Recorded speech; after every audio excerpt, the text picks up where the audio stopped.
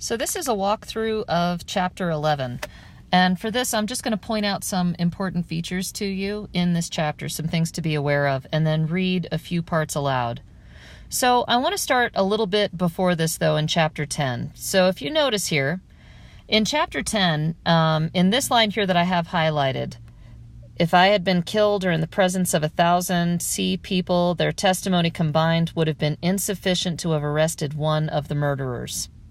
What Frederick Douglass is talking about here is he is talking about an incident that happened in chapter 10 where he was working as a caulker on a ship. A caulker is basically someone who takes the white pasty stuff and seals cracks and stuff like that to make it waterproof, to make it so a boat will float, right? That's the basic gist of it. Well, anyway, there were these other men who came upon Frederick Douglass who worked there, and they started beating him up, basically, and they beat him so badly that he was pretty messed up. But what he's saying here is that it doesn't matter if he had been killed, in front of 1,000 people who happen to be black. It wouldn't matter because black people's testimony in a court of law wouldn't count for anything, right?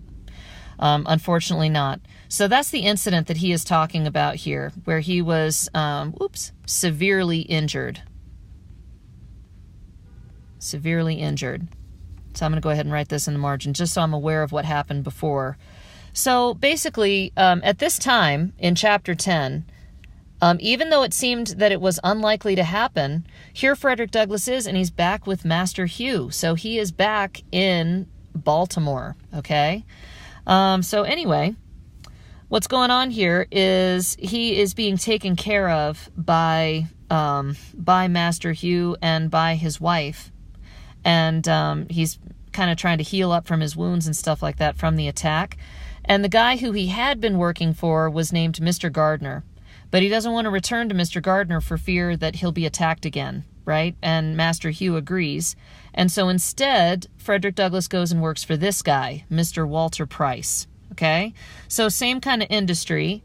He's going to be among these experienced caulkers. He's really good at this profession. He was bringing in $6 to $7 a week, which is a very big deal. Okay? He sometimes even brought him $9 per week, which is pretty incredible for that day and age. So anyway, I've got this other line highlighted here from when he was in Mr. Gardner's employment. I was kept in such a perpetual whirl of excitement I could think of nothing, scarcely but my life, and in thinking of my life I almost forgot my liberty. So to me, this line says he was so worried about being attacked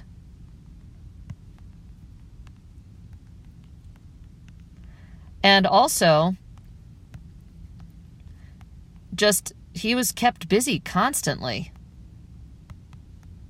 So he kind of forgot to think about freedom and becoming free. But now that things are slowing down a little bit, right? He's saying, well, now that I have some time to think, I'm still really discontent, right? So instead of increasing his contentment, it only increased his desire to be free when he had some time to think about it, right? And then he talks about, in this line here, he's saying to make a contented slave, you basically have to have a slave that can't have any thoughts, doesn't have any time to have any thoughts. Kind of like what was starting to happen to Frederick Douglass when he was under Mr. Covey, right? Because Mr. Covey was so nasty and so mean and punished him all the time that it really was annihilating his power of reason. Okay? So then this last part here in chapter 10, just that we need to be aware of, is he was getting $1.50 per day for his work, and he was earning this money, and then he was paying it to Master Hugh.